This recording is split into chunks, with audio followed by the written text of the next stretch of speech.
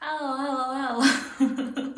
Kembali lagi di video Kisian Family sama aku Gina. Dan kali ini masih tetap menceritakan mengenai kehamilanku. Kali ini aku mau cerita tentang keadaan kehamilanku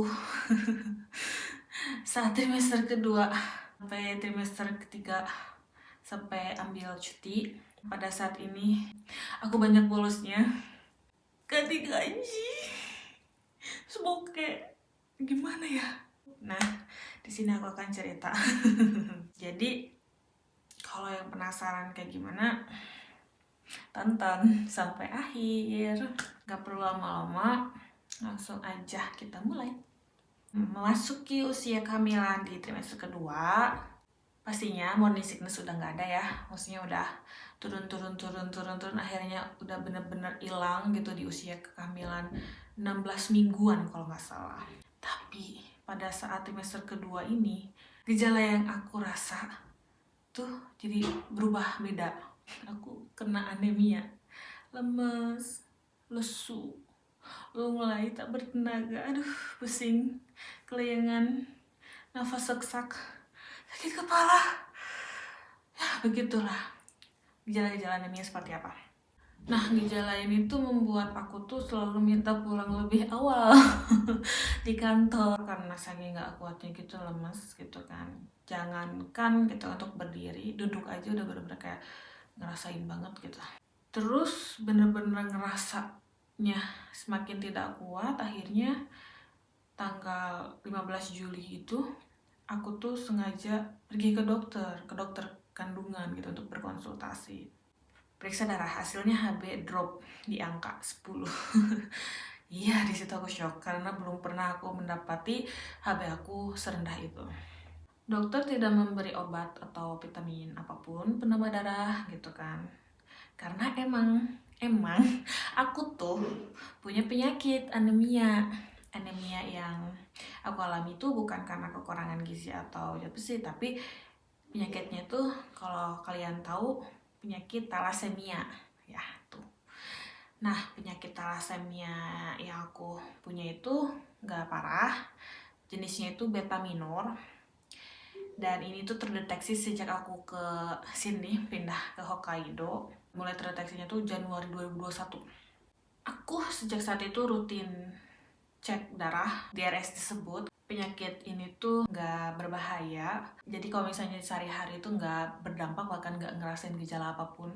Meskipun emang si kondisi HB-nya rendah, maksudnya di bawah normal 12, di bawah 12 nggak bermasalah gitu kan, dan emang selama ini aku nggak pernah bermasalah.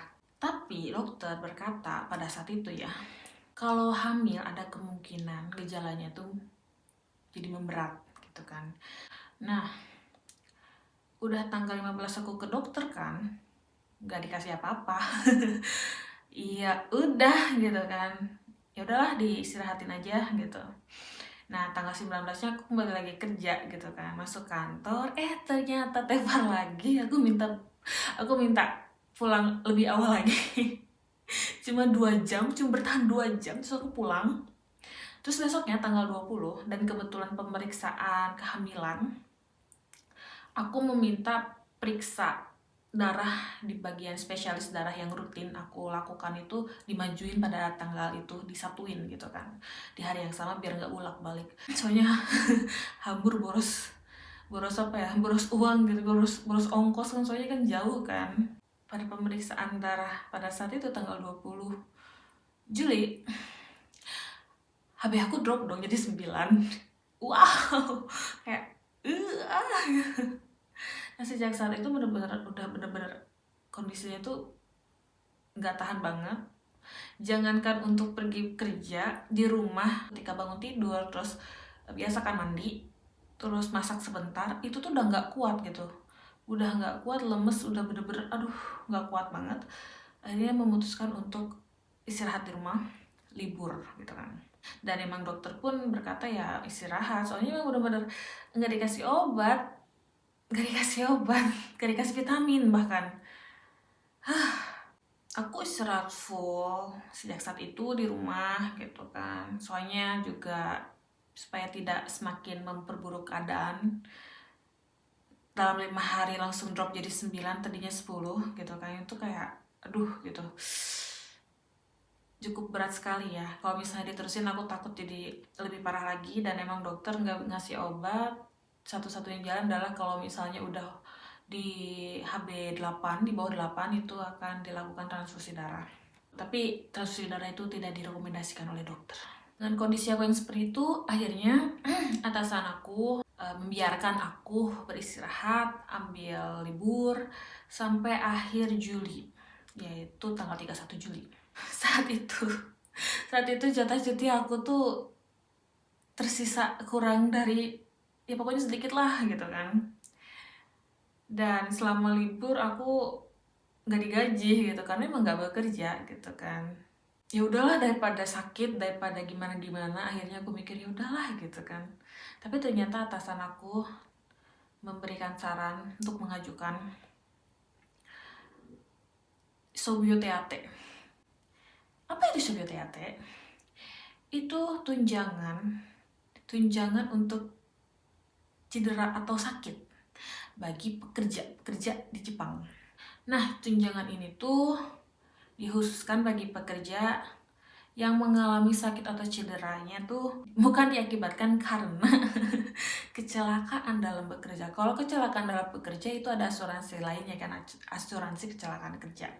Kalau ini memang khusus untuk tunjangan tambalan dana kehidupan sehari-hari yang lumayan sih ya, nggak banyak, untuk para pekerja yang memang tidak bisa bekerja karena sakitnya. Aku dianjurkan pakai Sobio TAT karena emang kondisi dan penyebab penyakit anemia aku itu bukan karena kondisi kehamilan. Jadi kalau karena kondisi kehamilan kan aku bisa menggunakan yang di video sebelumnya aku sebutkan, yaitu Bose Kenko Kanri Shido Chiko Renraku Kado, atau istilahnya surat pemberitahuan ke perusahaan bahwa aku membutuhkan perhatian khusus gitu. Nah, untuk tunjangan ini gitu kan, tunjangan mengenai Sobio TAT, aku akan membuat video secara terpisah yang akan aku jelaskan secara detail lagi mengenai formulirnya seperti apa, cara ajuinnya gimana, kapan sih ditransfernya, terus dapat berapa uangnya gitu, berdasarkan pengalaman aku sampai saat ini. Yang jelas ini tuh tunjangan tuh ditransfer sama pihak asuransi kesehatan karena emang bolos kerja jadi nggak dapetin gaji gitu kan. Jadi bukan dikirim oleh perusahaan tapi oleh asuransi, pihak asuransi. Keseharian aku selama anemia ini banyaknya rebahan lah, karena emang gak ada tenaga yang gitu ya, emang nggak bisa ngapa-ngapain gitu. Kerjaan rumah gak ada yang beres, cuma paling pagi-pagi buat masak ya, makan, karena emang kan suami gak bisa masak gitu kan, dan aku harus makan yang bergizi. Pemeriksaan rutin darah yang aku lakukan sebelumnya itu 3 bulan sekali di rumah sakit tersebut, dan gara-gara kejadian ini jadi berbarengan dengan pemeriksaan kehamilan. Jadi kalau misalnya periksa kehamilan sebulan sekali ya bulan sekali, kalau misalnya 2 minggu sekali 2 minggu sekali gitu. Meskipun gak dikasih obat atau misalnya vitamin sama dokter, aku berusaha untuk berusaha gitu kan, ikhtiar gitu. Jadinya aku beli sendiri di drugstore gitu, vitamin kayak penambah darah dan sebagainya. Terus juga jangan lupa makan makanan yang bergizi juga gitu kan, yang mengandung zat besi lah, folat lah, vitamin C lah, ya gitu-gitulah pokoknya. Tapi yang naik bukannya HB. Selama 2 bulan itu yang naik malah berat badan aku 6 kilo. Dan dicek itu pada saat tanggal 31 Agustus di usia kandungan 26 minggu itu langsung tiba-tiba naikin drastis banget gitu.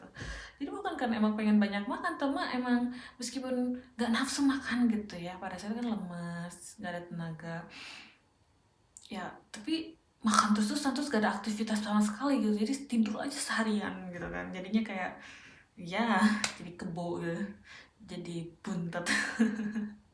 Udah gitu setelah 2 bulan berlalu, 2,5 bulan berlalu, akhirnya si HB tuh dikit-dikit naik gitu. Tadinya kan 9, terus naik jadi 9,1, 9,2 gitu, 9,4 gitu-gitu. Hingga akhirnya kemarin tes di pemeriksaan ya terakhir kemarin di usia kandungan 34 minggu tuh HB aku bener-bener naik gitu, jadi 10,6. Yeay, congratulations. Terus juga gejalanya juga emang ngaruh banget gitu, jadi HB naik tuh bener-bener ngaruh banget ke badan gitu. Akhirnya gak ngerasain gejala-gejala lagi, mereda gitu, udah kayak merasa pulih gitu. Leganya pokoknya. Pas waktu itu tuh bener-bener kemana-mana tuh naik taksi gitu, gak kuat jalan kaki. Duitnya habis, udah mah gak dapet gaji. Sedih. Ya begitu lah cerita mengenai ya kondisi aku di trimester kedua sampai semester ketiga ini. Sampai ketemu di video selanjutnya. Bye bye. Makasih udah nonton. Jangan lupa kalau misalnya mau dukung ya, di subscribe. Kalau misalnya ada pertanyaan atau misalnya penasaran apa, bisa di komen atau gimana. Bye bye.